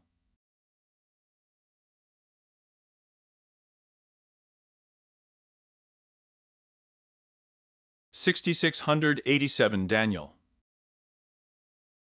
Between May and November, they shared another 3,000 calls and text messages. Communication with Lanford paled in comparison. After their first conversation, Jennifer sent Lanford messages for 6 days until the end of August. They had 1 conversation in September, 3 in October, and 12 in November, with a total duration of 40 minutes. A few days before the 22nd of October, Eric Cart complained that he could not buy a gift for his daughter's birthday, given that at that time he was on the run and could not conduct business as usual. October turned out to be a busy month for Jennifer. When she was preparing for college in January, Con made a conscious decision to bring his daughter closer to the family. Jennifer went to Boston for a wedding to relatives with her parents. The following weekend, she, Big, and Sister Big, who had flown in from the UK for the wedding, went on a bus tour to Ottawa and Montreal. During this trip, Jennifer repeatedly sent Daniel selfies of her stuffed toys, which were placed against the backdrop of monuments such as Notre Dame Cathedral in Montreal. On the 24th of October, when she returned home, she withdrew $500 from the nearest bank. Halloween 2010 year turned out to be the day of the development of Jennifer's master plan. On Sunday, October 30, between 1830–1912, Enford headed east until he found himself in a shopping center. About halfway between Rail, where Enford lived, and Ajax, where Daniel lived. Daniel arrived at the same place at 2050, both mobile phones registered at a base station near Jennifer's house. Children in suits, scurrying up and down the street, served as an ideal cover. This evening, the roles of criminals were distributed. For the work, it was necessary to pay from $5,000 to $10,000 for each body. Eric, David, and the third man will play the roles of robbers. Lanford and Daniel were intermediaries passing information between Eric and Jennifer. The 8 days leading up to the crime were crazy for Jennifer. She was constantly sitting in her iPhone. Her mind was boiling with excitement. Jennifer experiences a sense of elation, excitement, a frightening excitement of the unknown, and, at least for a while, a new sense of hope about the prospects of her relationship with Daniel. The 8th of November was an ordinary Monday for the gentleman. But for the other 5 people involved in the nightmarish plot that unfolded that night, he was far from normal. At 10:05 in the morning, Jennifer received a message from Homeboy that changed the lives of each of them forever. 2 o'clock after work. Okay, the game begins. The 8th of November also marked the participation of another person in the conspiracy, Demetrius Mabels, a friend of Eric and Lenford. Jennifer spent part of the day texting with Andrew Montemeyer. Between 16:30 and 17:06, the couple exchanged more than 50 text messages, each of which was deleted from the phone. Han came back after work and then went to the store. First, Jennifer and her mother ate. It was Big's last meal. Con came home at 18. A neighbor's surveillance camera recorded his return. Jennifer called. They had a phone conversation. This will be the last time these two phones have been in contact. At 18:23, Adriankovich arrived at the house to visit Jennifer. Eric was in Rockdale at his girlfriend Ayan Mohammed's house and used her phone. Big left the house to go to the dance. While Jennifer and Adrian were sitting together watching TV in the basement, Jennifer got a call. It was Demetrius Mabels, and the call lasted 28 seconds. 20 hours and 32 minutes, Adrian left the house, after which Jennifer and Daniel began texting. Phone records showed that Eric and David met around 21:00. Big came home at 21:28, put on her Winnie the Pooh pajamas, filled a bucket with warm water, and put her feet in it. While watching the Chinese news, Con was already asleep in bed. At 21:35, a man named David Milwagenham, a friend of Crawford's, Jennifer called, and they talked for almost 2 minutes. Jennifer went downstairs to say goodnight to her mom. 22 hours and 2 minutes later, the light went on in the office upstairs. Presumably, it was a signal to intruders. And a minute later, the light went out. At 22:05, Milwagenham called again, and he and Jennifer talked for 3.5 minutes. At 22:14, Crawford Milwagen and a third man named Eric Carty entered through the front door, all 3 of them with guns. One pointed a gun at Big, and the other ran upstairs. Con was woken up by a gun held to his face. It was held by David Milwagenham. The criminals demanded money, but not too aggressively. Hanu managed to catch a glimpse of what he later called brown spots on the man's clothes, very similar to the traces of paintball shots. The man was wearing a black turtleneck and a black baseball cap pulled down over his eyebrows and ears. After he managed to get up, the father of 2 children was taken out of the bedroom without being allowed to put on his glasses. When they came out of the bedroom, Han saw one thing that was even scarier than a man holding a gun to his face. Looking around the corridor in front of him, he opened his tired eyes wide with horror when he saw 2 talking figures at the opposite end. Next to the door of his daughter's bedroom, one of these figures was Jennifer, and the other man was Eric Carty. They talked like 2 acquaintances, in a hushed voice. As Con descended the stairs, his sobbing wife came into view. Her feet were still in the bucket of water, and another unknown man pressed a gun to her neck.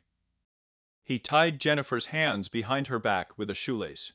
He took her back to the room, where she handed over about $2,500 in cash, and then to her parents' bedroom, where he found $1,100 in her mother's nightstand.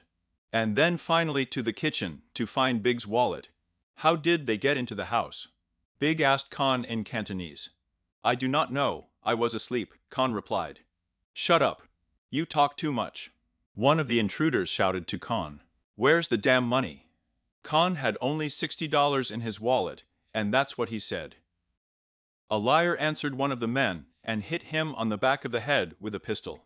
Big began to cry, begging the men not to harm her husband and daughter. One of the intruders replied, "Rest assured, she's cute, and we won't hurt her." He led Jennifer back upstairs and tied her hands to the railing. Then Hanu and Big were ordered to stand up, and two men led them down to the basement. Hannah and Big were forced to sit on the sofa and covered with blankets with their heads. The criminals shot Hannah twice, once in the shoulder and then in the face. He collapsed to the floor. They shot Big 3 times in the head, killing her instantly, and then fled through the front door at 20:30. Jennifer allegedly somehow managed to reach her phone, hidden in the waistband of her trousers, and dial 911. Despite the fact that, as she later claimed, her hands were tied behind her back. "Help me, please. I need help," she exclaimed. "I do not know where my parents are. Please hurry." At the 34th second of the conversation, the unexpected happens. In the background, you can hear the groan of Khan.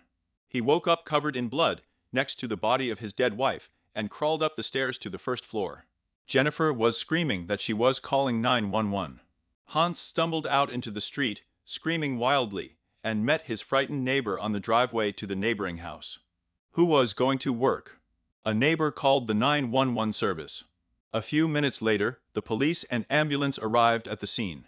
Khan was rushed to a nearby hospital and then airlifted to Sunnybrook. Before the medics took Khan to the hospital, he described the appearance of the attackers: 2 black and 1 white. The York Regional Police questioned Jennifer around 3 o'clock in the morning. She said that unknown men entered the house for the purpose of robbery. They tied her to the railing, took her parents to the basement, and shot them. 2 days later, the police brought her back to retestify. At their request, she showed how she wriggled to pull the phone out of her belt and called while being tied to the railing. Holes began to appear in Jennifer's story. For example, the keys to Hans' Lexus were lying in plain sight at the front door. If it really was a home invasion for the purpose of robbery, why didn't the intruders take the car? And why didn't they have any crowbar to break down the doors? Or a backpack to carry the loot, or clamps to tie up the tenants? And most importantly, why was it necessary to kill 2 witnesses and leave 1 unharmed? The police have appointed a team of investigators to monitor Jennifer's movements. On November 12th, Khan came out of a 3-day artificial coma. He had a broken bone near his eye, bullet fragments stuck in his face, which doctors could not remove, as well as a shattered neck bone. The bullet grazed the carotid artery. It is noteworthy that he remembered everything, including to disturbing details. He recalled seeing his daughter chatting quietly with one of the intruders, and that her hands were not tied behind her back, while she was being led around the house. On November 22nd, the police brought Jennifer in for a 3rd interrogation. This conversation had a different tone. Detective William Gates said that he knew that she was involved in the crime. He knew she had lied to him, and said it was in her best interest to confess. Jennifer, hunched over and sobbing, repeatedly asked, "What's happening to me?" For almost 4 hours, Jennifer has put forward an absurd explanation. She said the attack was an elaborate suicide plan that failed. She gave up life, but could not commit suicide, so she hired a homeboy, whose real name, as she claimed, she did not know, to do it for her. However, in September, her relationship with her father suddenly improved, and she decided to abandon the project. But somehow everything got complicated and confused, and in the end, the men killed her parents instead of her. The police arrested Jennifer.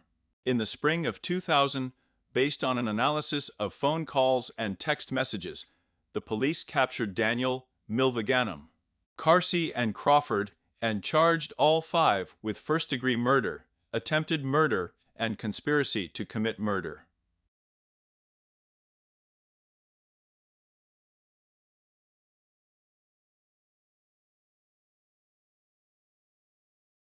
Having lost my wife, I also lost my daughter at the same time. I don't feel like I have a family anymore.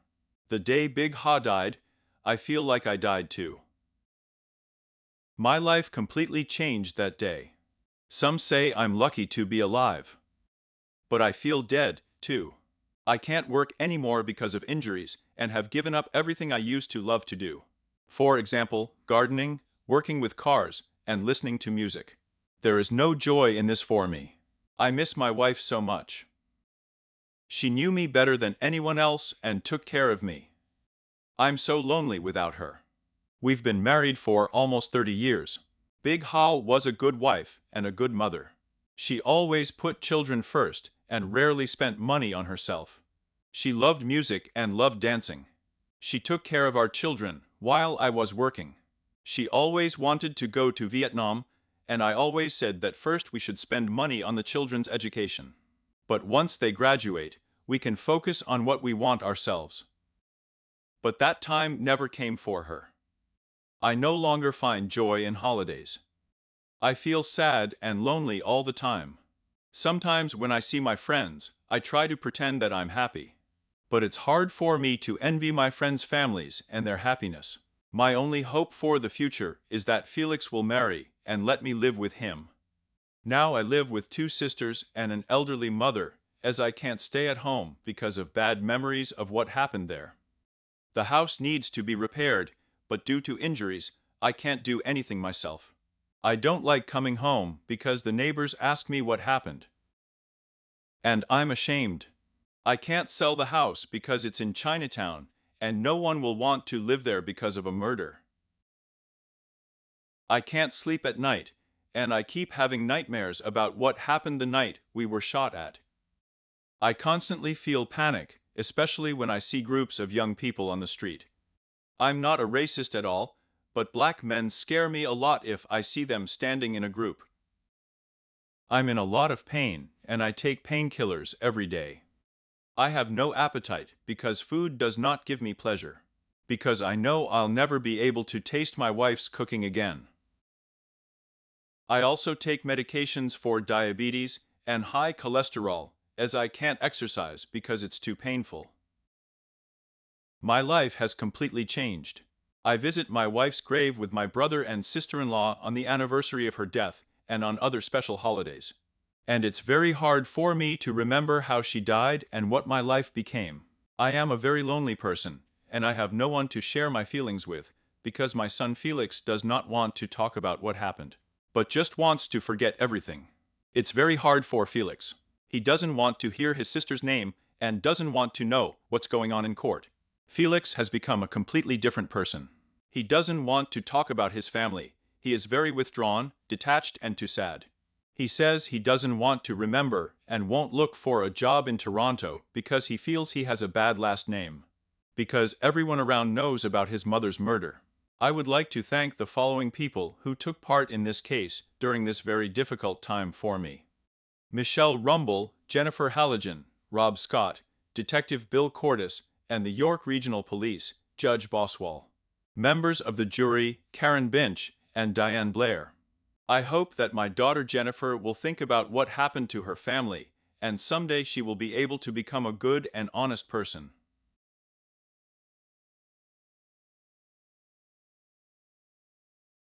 Daniel Wong is being held at Collins Bay Prison in Kingston, Canada's oldest prison.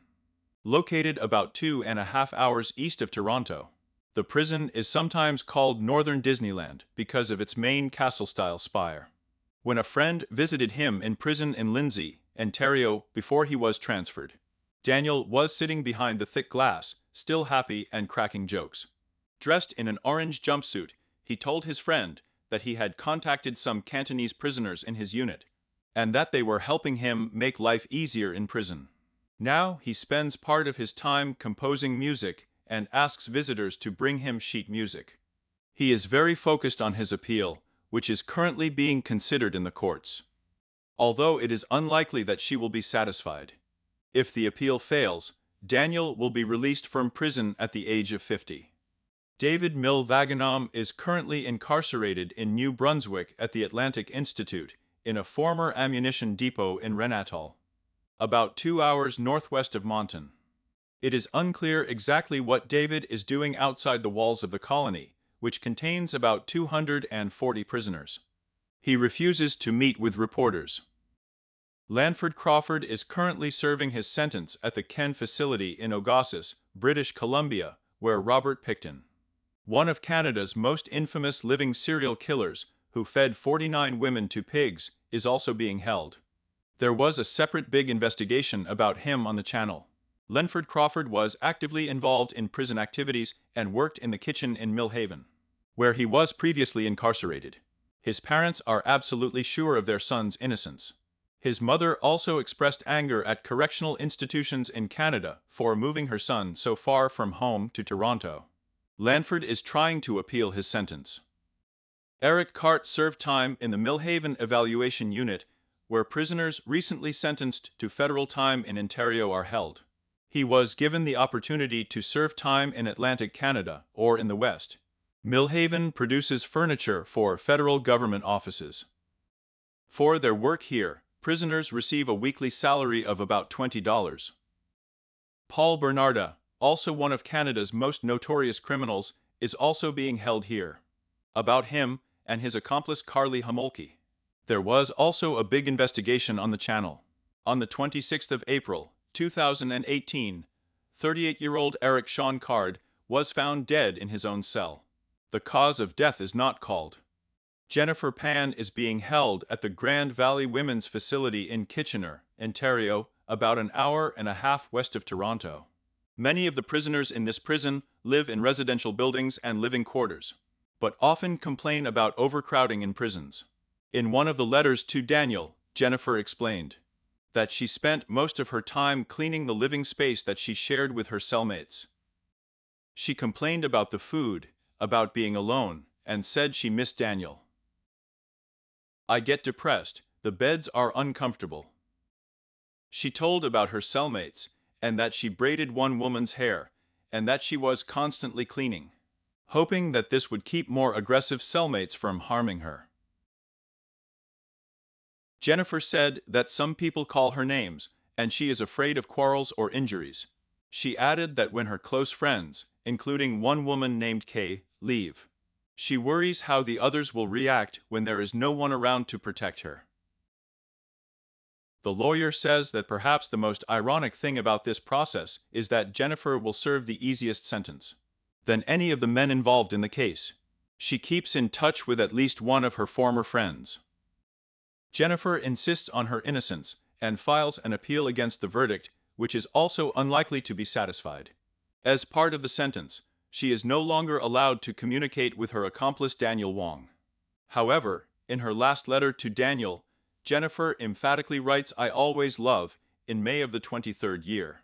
The Ontario Court of Appeal granted Jennifer Pan and her 3 accomplices an appeal on charges of first-degree murder and ordered a new trial. He ruled that the trial judge improperly instructed the jury to consider only 2 scenarios that would justify charges of first-degree murder, instead of allowing them to consider scenarios that would lead to charges of second-degree murder and manslaughter. The court also upheld the conviction